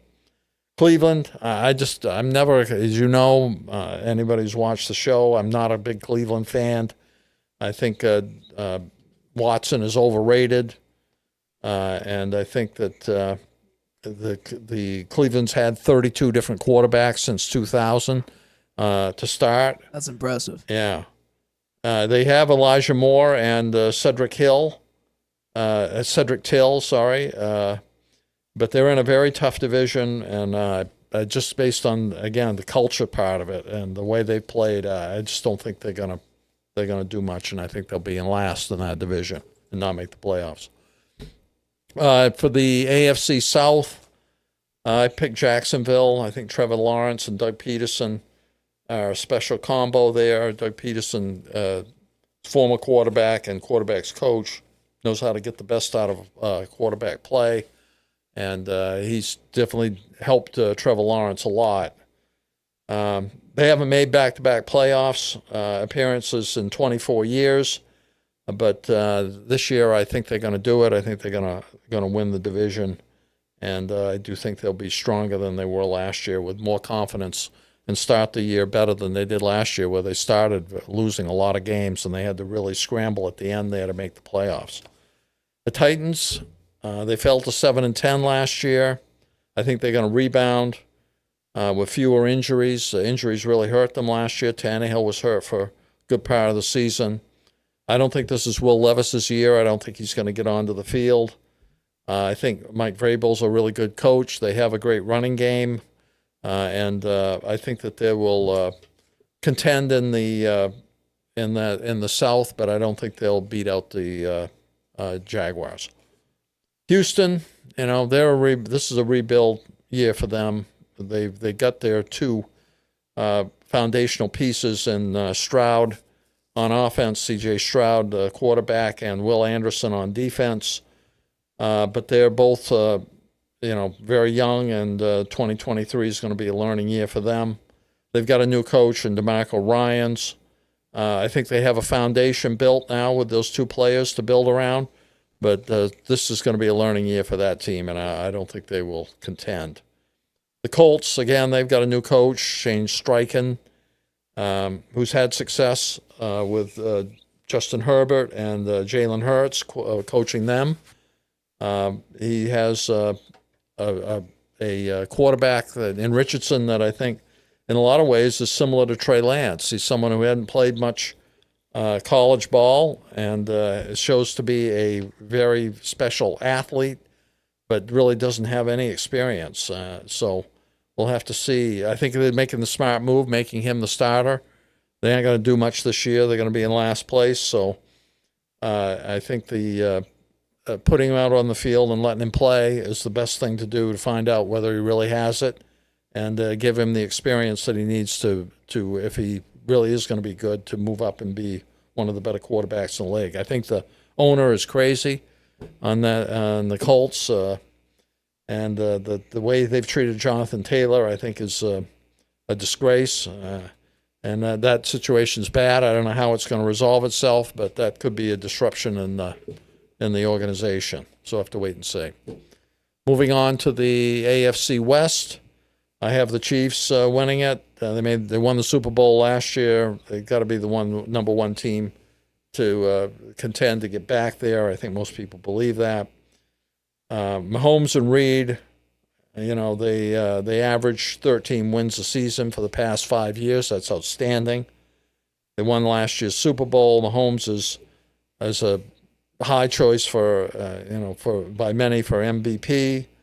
The defense is a bend don't break defense, and right now Trish Jones is still out there wanting a better contract. Without him, that could be a problem. But I think they will win the AFC West, and I think they'll go very deep into the playoffs. The Chargers, Herbert has the most passing yards after 3 seasons of any quarterback in their first 3 years. They got a lot of skill players, as you mentioned. They got a decent defense. I think the problem here is the head coach. He's an issue. He makes a lot of boneheaded mistakes. So whether he can stay out of the way and let the team play and not call some plays that will cost him games, I think remains to be seen. But I don't think they got enough to beat the the Chiefs. The Broncos, I don't know which version of Russell Wilson we're going to see. Will Sean Payton get the best out of Russell Wilson? We'll have to see. He only had an 84.4% passer rating last year. It was 28th in yards per play. They were 31st on third downs. They were 31st in the red zone efficiency. I think that those are very bad stats to try to recover from all of that in 1 year. Will be very hard. We'll have to see how it goes. I only picked them as third. They did they acquired Perrine, running back, and they upgraded their O-line, so maybe they'll have a better running game, and that will help Russell Wilson get a little more time to throw the ball on the play action. The Raiders, I think, will be similar to last season. I don't think they're going to do much. They picked up Jimmy G, which is a help. He's a winning quarterback. They were 31st in the opponent red zone scoring, which doesn't say much for their defense. They got quite a few skilled players in Adams, Jacobs, Myers, and Renfro. So maybe the offense with McDaniel as a very good offensive mind, they'll be able to keep the other team off the field to disguise their poor defense. But I don't think they're going to do that well. And I pick them as fourth in the AFC West. You don't have a lot of faith in your boy Jimmy G. You want to put him in a top 10 quarterback, and you don't even have him, beating out the Denver Broncos. I thought he'd be a consideration of a discussion for one of the better quarterbacks. I would say that if he finished out the year, he went 7-3 with the 49ers last season. So, and he had like one of the highest passer ratings last season as well. So, I think if he continued, maybe he would have been a top 10 quarterback, but I'm not too sure. Let's get into my NFC picks. So let's start with my NFC East. By the way, before we jump into this, I'll leave that up there. The only one we had a difference in was the AFC East. You had the Patriots jumping all the way to number 2. That was just pretty incredible. But yeah, I just want to say that. So let's get into I may be a little biased. Yeah, absolutely. Let's get into my NFC East standings. So the Eagles, well, I do think there will be some Super Bowl hangover. I do not think it'll jeopardize their NFC East chances at NFC East title chances, or even to be the number 1 seed in the NFC in totality. But I do think they'll go from 14-3 to, let's be a little bit more respectable and say 12-5 maybe. And also we'll have the Cowboys. They can go 11-6 with Dak Prescott and Deuce Vaughn and Tony Pollard. They just signed one of their offensive linemen to a massive contract. Their offensive line is aging, however. They're solidifying all their pieces there. Zach Martin was holding out for not that long, for a small amount of time, though, during training camp and during practice. But he's back on a big contract as well. The Cowboys have a phenomenal defense. They added to it with Stephon Gilmore. They added another offensive weapon in Brandon Cooks, who I think is a more than capable wide receiver too. It'll be fun to see how the Cowboys look there at my number 2 spot in the NFC East. My number 3 spot, the New York Giants. Now, the New York Giants open up with the Dallas Cowboys on, I believe, Sunday Night Football. That should be interesting to watch. However, Dak Prescott never really loses to the Giants whatsoever.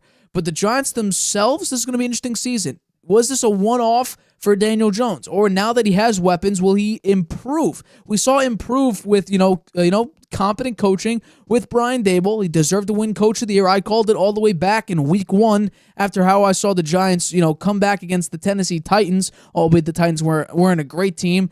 Still, though, what Brian Daboll did last season was very, very impressive. Now, coming into year 2 with Brian Daboll, we should expect to see Daniel Jones improve even more. That means more than 15 passing touchdowns, or if you want to include, I know a lot of people include total touchdowns, more than 22 total touchdowns. That's what we should see more of if we're improving here. You add in Darren Waller, and I think he's going to be the X factor on your offense, not Daniel Jones and not Saquon. Saquon, we don't know if he's going to be injured or not, but I think he's going to be healthy enough. Darren Waller's your major question mark there because you know what? If Darren Waller stays healthy, this team maybe could compete for the number 2 spot if Dak Prescott does another 12-game, 15-interception type of a season. And then the Commanders, they're not a great team. They're really not a good team. I don't have a lot of faith in them. I see some people maybe putting them over the Giants, and Giants being the 4 seed in the NFC East. I do not see that happening. I do not trust Ron Rivera. He's one of the lowest graded coaches in the NFL at the moment. I don't trust Sam Howell. I don't trust that offensive line. Chase Young seems to be a bust now, and it's sadly due to injuries. I don't trust a lot of things on the Commanders, so that's why they're number 4 in the NFC East. Let's go into the NFC North here. I got my team on the NFC. The Detroit Lions winning the NFC North title and beating out the Minnesota Vikings. This team was the most explosive offense for a number of weeks last season in the NFL. You also bring back your OC, Ben Johnson, which should be fun to watch. Your offensive line is a top 5 offensive line. Jared Goff can only improve from here. I don't think he can regress much more, especially with wide receivers like Amon-Ra St. Brown. Jameson Williams is going to be out for, I believe, 6 games. But still, though, he's a really, really good piece to add to your wide receiver arsenal. And also, you have Jahmyr Gibbs, who I think they overdrafted. I believe they picked him up at number 12, and he was a second-round draft prospect. You also have David Montgomery. David Montgomery is a very hot and cold, but mostly cold type of a running back. But Jahmyr Gibbs apparently is going to be this thing, this utility piece that's going to be very, very awkward for defenses to try to figure out. So maybe Ben Johnson and Dan Campbell are coming up with something brand new and fresh. The Lions are going to be a fun team to watch this season. I'll be watching very, very closely. The Minnesota Vikings, they're not going 11-0 in one-score games. Kirk Cousins is going to choke a couple of those. I think Justin Jefferson is still the best receiver in the NFL. You lost Dalvin Cook, who was a consistent 1,000-yard running back. He's gone. You replace him with Alexander Madison, his backup. Your offensive line is a question mark. Your defense was ranked 31 last season, and I don't think it improved. It may have stayed the same, or it may have gotten worse. So I don't trust the Vikings through and through like I did last season. So I have them at number 2 in the NFC North. The Green Bay Packers are number 3. The reason why I have him here instead of the Bears is strictly because I think Jordan Love is capable enough to send this team to 8-9. I think that Jordan Love could recreate what Rodgers did record-wise last season, which was an 8-9 season. Do I think they'll compete for the playoffs? I mean, depending on how bad the NFC is, maybe, but honestly, probably not. I think Jordan Love is capable, not great, but capable. Will there be some, rookie mistakes, even though I believe he's in his 4th year in the NFL? Will there be some rookie mistakes because this is his first year starting? Absolutely. So we have to have a little bit of, we have to give him a little bit of a leash here, but because he's a 4th-year player, we can't give him a large leash. But there will be some growing pains. I do think, though, the Green Bay Packers can recreate the record they had last season at 8-9. And then the Chicago Bears. Not a great defense, a broken down and rebuilding offensive line. Your running back situation is not great. Khalil Herbert's okay, not all that great. And Justin Fields, we don't know what he looks like. With a weapon. DJ Moore is a very, very good piece to pick up, but I don't trust Justin Fields. I don't understand why. I guess it could be because he's flashy and people, want to make that plus 2,000 bet for him to win MVP. He's not winning MVP. There are too many good quarterbacks, and especially too many good quarterbacks in the AFC. to make Justin Fields basically seem irrelevant when it comes to the MVP race. Is he exciting? Is he flashy? Is he a great runner? All those things are yes. Is he a good pocket passer? I don't know because, every time he was in the pocket, it collapsed. That's the problem. He doesn't have a great offensive line, and they didn't really improve it in this offseason. Yes, they drafted an offensive lineman. However, it's still a growing offensive line. Your head coach, Matt Eberflus, I don't exactly trust. I don't think he's all that great. Your defense is still a huge question mark. I do not trust the Chicago Bears, and that's why I have them last in the NFC North. NFC South, this is where I get my first change. Every single team thus far has been an exact replica of my preseason standings predictions, and that's sort of, my confidence goes up a little bit that I could be right, that I'm barely making any changes. However, the New Orleans Saints, they have the 32nd hardest schedule in the league, a.k.a. they have the easiest schedule in the NFL. With Derek Carr instead of Jameis Winston and Andy Dalton, and teaming up with his old head coach, Dennis Allen, I really like this. Now, the question mark is Alvin Kamara is going to be out for a couple weeks now. Is that going to affect them? I don't exactly know. However, Michael Thomas is coming back full force, full strength, full speed. He also has Chris Olave, which should be a great piece. Juwan Johnson, who we got ripped on because we didn't know exactly who he was. He's going to be a pretty good asset for Derek Carr in that offense. I can see the Saints, probably going 11 and 12 wins here, especially in the crippled NFC South. They may go 6-0 in their own division. The Atlanta Falcons are making 2 jumps up. And this is going to be fun. This is going to be fun to talk about. So Atlanta, I didn't have a lot of faith in Atlanta, and then I looked a little bit deeper, which I should have probably from the start. I don't trust Desmond Ridder. I don't. That's the one thing I have a major question mark on. And also, their defense isn't all that great. However, what they're building makes a lot of sense. They're doing a run-heavy offense, and they got pieces that help them with that run-heavy offense. So I think the Falcons, especially in the crippled NFC South, could be fun, could be entertaining. It's going to be exciting to see just how Bijan Robinson does. I have him winning Offensive Rookie of the Year, and I think the Falcons, they won't make the playoffs. I think they can go 7-10 and be exciting. The Carolina Panthers, what I saw in the preseason, this is why I do preseason, then preseason, and then week 8, is because, we see different things as time progresses. That offensive line for the Panthers was horrible. I mean, Bryce Young got pushed around like it was nobody's business against the Jets. So the fact that he doesn't have an offensive line and he's a smaller quarterback, that scares me a little bit, not only for the Panthers, just strictly for Bryce Young and his health. I don't think this is going to be a great season for the Panthers. I think there'll be a lot of, figuring stuff out. But he does have Frank Reich as his head coach, which should be interesting to watch how Frank Reich develops Bryce Young. However, I do not think the Panthers are going to be all that great of a team. They'll go probably 5-12 to 6-11. And finally, the Tampa Bay Buccaneers, Baker Mayfield. Baker Mayfield is your quarterback. You guys are probably going for that. You're going to be pushing, depending on what version of Baker are we getting. Are we getting, Lucky Baker, like against the Raiders when he was with the Rams, maybe, or are we getting the Baker Mayfield we had last season with the Panthers, where he played terrible and had the most batted balls until like week 13 or 14. He got benched in like week 6, which is absolutely incredible. So I don't know what version of Baker we're getting. However, offensive line is a huge question mark. They had no running game last season. Your defense is one great thing, which was rush defense. They didn't have a great rush defense last season. Your passing defense is even worse. It may be up to Baker to make the big-time plays. And if Tom Brady had difficulty making the big-time plays, what's Baker Mayfield going to do? He's going to be a gunslinger, sling the ball around, have a lot of interceptions, and we could be seeing Mike Evans and or Chris Godwin gone by the trade deadline. So I have the Buccaneers the last in the NFC South. And then my surprise is I moved the Seahawks above the Rams in my preseason going into week 1 standings predictions. So the 49ers, they're the best team in the NFC West. Brock Purdy, undefeated when healthy, great running game, great offensive line. Well, actually, the offensive line is questionable, but overall, I think the offensive line is good enough. Phenomenal weapons. Defense is hands down tremendous. Top 3 in the league, although Nick Bosa makes things, it shakes things up a little bit, but they do have Hargrave. They have good defensive backs, Fred Warner. I mean, the list goes on and on and on. So they're the best team in the NFC West. And, you could argue maybe the best team in the NFC.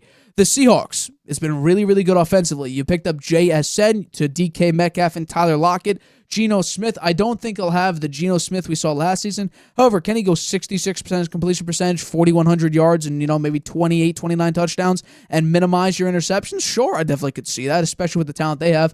They have growing weapons, at least in the running back position. You have an improving offensive line. Your defense is improving. Stuff's going right for the Seattle Seahawks, so I put them in number 2 in the NFC West. And number 3, the Los Angeles Rams. I don't love what I'm seeing. The defense is non-existent. The offensive line is not great. Matt Stafford can't connect with his own receivers. Cooper Kupp's going to be out. We don't know how long. Could be only week 1. It could be multiple weeks. We're not exactly sure, but Van Jefferson is your wide receiver 1, probably going to week 1. I don't love that. I'll take that. By the way, the Seahawks and the Rams are playing week 1. We'll talk about that maybe on the Harvey Hot Hand on Friday. You'll have to wait and see. And then the Cardinals, worst team in the NFL, lowest graded team in the NFL. I think that's enough said. They're probably going to go out and get that number 1 pick. They could have could have picks 1 and 2 in next year's draft, and probably they should draft Caleb Williams and probably replace Kyler Murray when it's all said and done. All right, your time to do the NFC now. So let's begin with your NFC East pick. Let's go. Okay, I picked the Eagles to repeat, winning the NFC East. They've got a more difficult schedule this year. And they have to watch out for the Super Bowl losers curse, right? That generally the team that loses the Super Bowl next year, they don't do so hot. So, but they have Jalen Hurts, and he's a top-flight quarterback, and they have a strong defense. I think they're a little better than Dallas, so I think that they will again win the NFC East.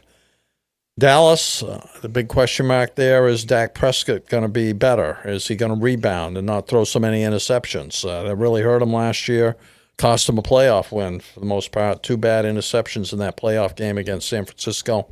They can't let that happen again. And if it does, then they've got Trey Lance now in the wings that they think could be somebody who could come in there and light up the offense for the Cowboys. So we'll have to wait and see. They also have C.J. Lamb. He's a great wide receiver. They've got a strong defense, but I still think the Eagles are just a little bit better. The Giants, Daniel Jones and Saquon Barkley have to have even better years this year in 2023 for the Giants to make the playoffs, I think, because overall I think most of the teams are better. Overall, the team is better, but the Eagles and Cowboys, I think, are still better than the Giants. And the Giants can't win a game in their division. I mean, last year they only won 1 game in the division against Washington, and they have a history now over the past 3-4 years of not being able to win much in the division. And this division is a stronger division, maybe with the exception of the Commanders. So I think the Giants, I'm not sure they'll be as good as they were last year. The Commanders, thank God Daniel Snyder's gone. He was a crazy owner. They got rid of him. He sold the team. That's a good thing. Eric Bieniemy came in as the offensive coordinator. But Sam Howell is somebody who doesn't have any experience. He's a very young quarterback. We'll have to see how he does. He did quite well in the preseason. Whether he can carry that over into the regular season, we'll have to wait and see. The defense is better than average. They also have Terry McLaurin as their as a wide receiver. And an interesting stat I was reading, they get 13 days extra rest compared to other teams. And generally that bodes well for teams that have that extra rest. So we'll have to see how the Commanders do, but I don't think that extra rest is going to help them much. I put them last in the division. Moving on to the NFC North standings. I have Detroit winning the division, but I'm not really that confident about it. The only reason is I don't think the other teams are anything better. Aaron Rodgers is no longer in the division. I think the Detroit's going to have 3 Thursday night games, which is a little odd, and two of those are against the Packers on Thursday night, so that'll be interesting to watch. I think Goff is the key to their success.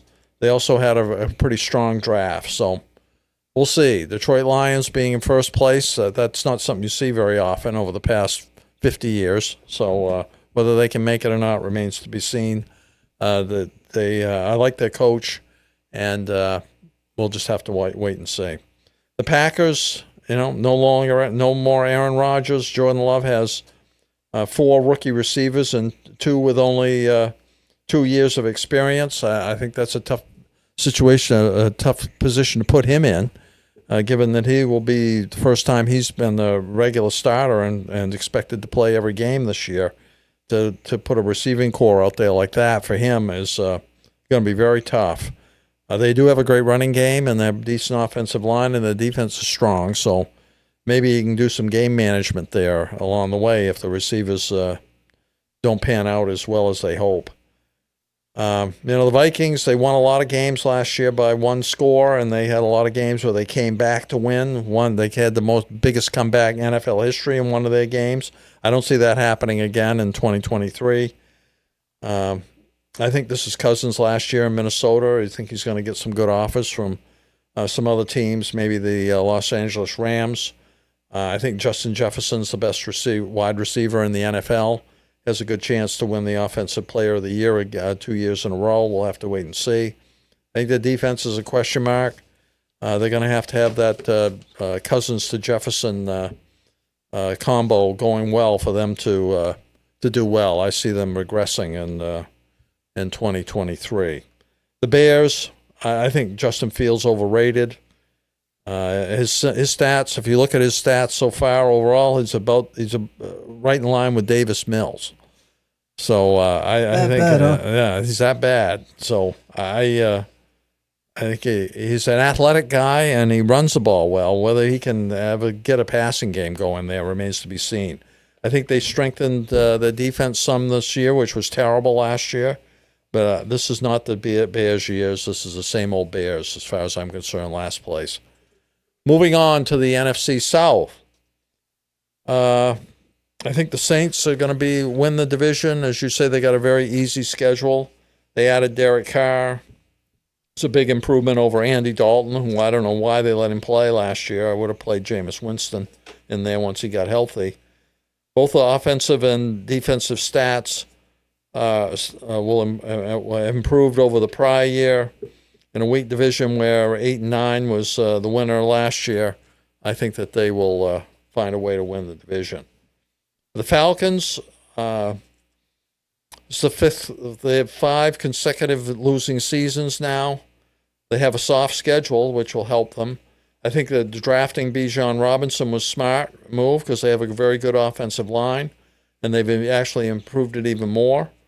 They brought in a lot of free agents.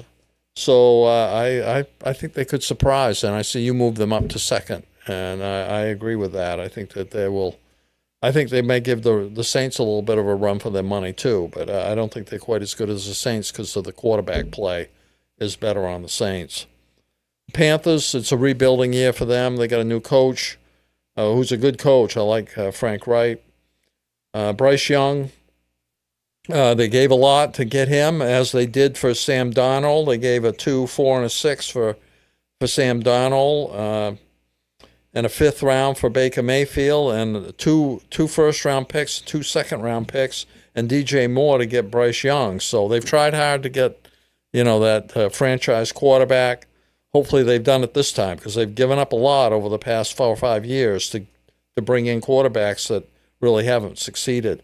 They have a great coaching staff. I think that's something that the owner told Frank Wright, I want you to have the best coaching staff, and he brought in some really good coaches. So I think it's a rebuilding year for them. I don't think they'll contend for the winning the NFC South, but it'll be fun to watch them.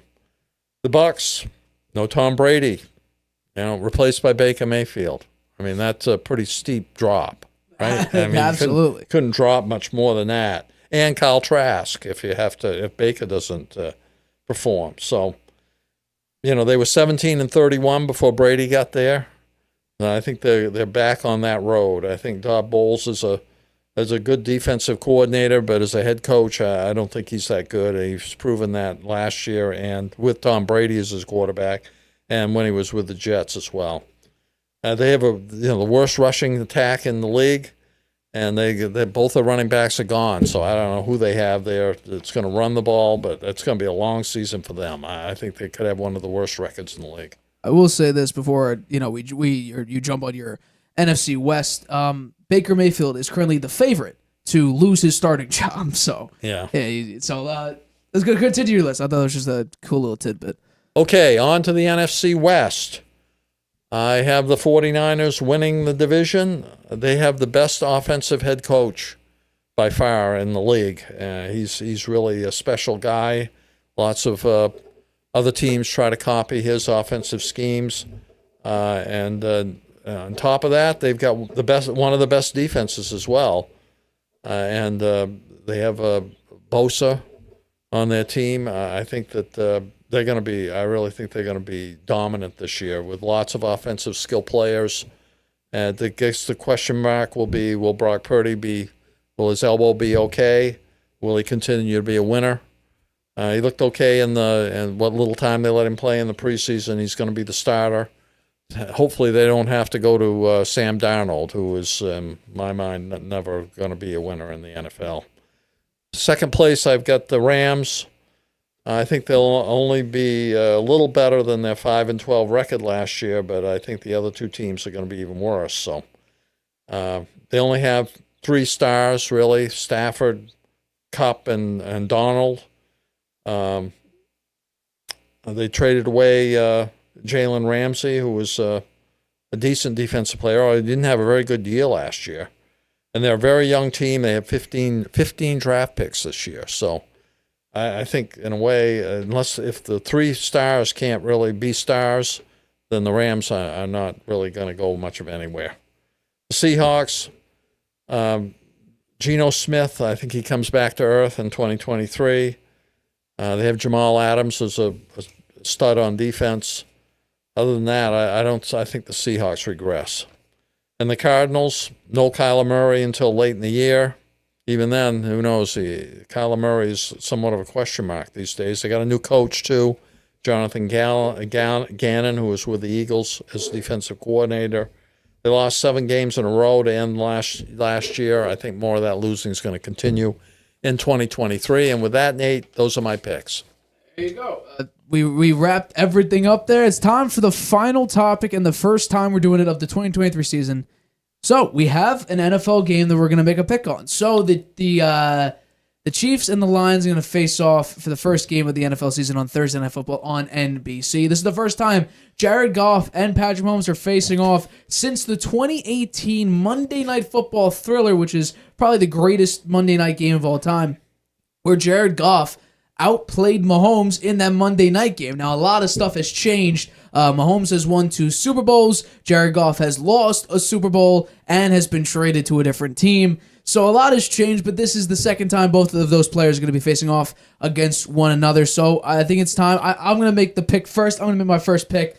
So what's very interesting is that today, Andy Reid announced that Travis Kelce hyperextended his knee, and to play on Thursday is a huge question mark, and he's currently limited to play on Thursday. That is huge. What is also huge is the fact that Chris Jones has not practiced. He doesn't have this big contract he's hoping for, so he probably won't play unless tomorrow tomorrow. Yeah, if he doesn't get the extension, he's probably not going to play on Thursday. So and Chris Jones is easily their best defensive player, and Travis Kelce is hands down their best offensive player. So Mahomes may be out a guy who probably in this game against the Lions may target him 14, 15, 16 times. Kelce could have 10, 11 receptions if he's out there. So in that case, if Kelce is not out there and if Chris Jones is not out there, I will take the Lions to win 34-31 and cover the 6.5 point spread. I will say this. I already had the Lions covering regardless. I would have actually had it 30-24. Lions covered the 6.5. But now that Kelce hyperextended his knee, he probably won't be 100% if he does play. You normally in the NFL, a hyperextended knee is about 2 to 4 weeks. We're trying to get this done in 2 days, maybe. So I think it's very, very unlikely that Travis Kelce does play in this game, and that's why I have the Lions winning. But if Travis Kelce did play, I would have the Chiefs winning 30-24. Now that he may be out, I'll have the Lions winning 34-31. Jared Goff is 2-0 against Patrick Mahomes. Okay, you looking for my pick? I'm looking for your pick. Okay, I'm going to say the Chiefs win. I think it is going to get a lot harder without Travis Kelce out there if he can't play. And even if he can, hyperextending your knee is painful. So he probably won't be 100%. But I think the big question mark in this game is the Detroit's defense. Right? It was horrible last year. It improved some near the end of the year. and they replaced the defensive coordinator. But I think that's still a big question mark, particularly going up against someone like Patrick Mahomes, who can pick you apart. So I do think that the Chiefs are going to win 31-24. I will say this, though. I did a little bit of research. So last season, Kelsey accounted for over 25% of Mahomes' completions. He also completed damn near 1/5 of the entire Chiefs' first downs last season. So to say Kelsey was a huge piece may be an understatement here. He had nearly 20% of all of the Chiefs' first downs, rushing and receiving. And also, he had over 25% of Mahomes' completions, which is massive. The Lions' defense actually did improve over that back half of the season. To begin the year, or at least like through the first half, I think they averaged, they gave up an average like 32 points a game. But on that back nine, their defense only allowed 20.2 points per game. So a pretty major improvement, and they added on that with C.J. Gardner-Johnson and also was Emmanuel Mosley, who I don't think will play in this game. But that's still an addition. If we're talking about overall season, that's an addition. And also, they are on a pretty decent winning streak. Out of the last 10 games, they won 8 of them. So the Lions are on a hot streak, and now obviously the Chiefs are on a hot streak as well. They just went out and won the Super Bowl. Yeah. So could we see, Super Bowl hangover for week 1? I don't know. Mahomes plays extremely well in the first month. They may have one loss in the first month, but I'm not sure. They may be undefeated in the month of September.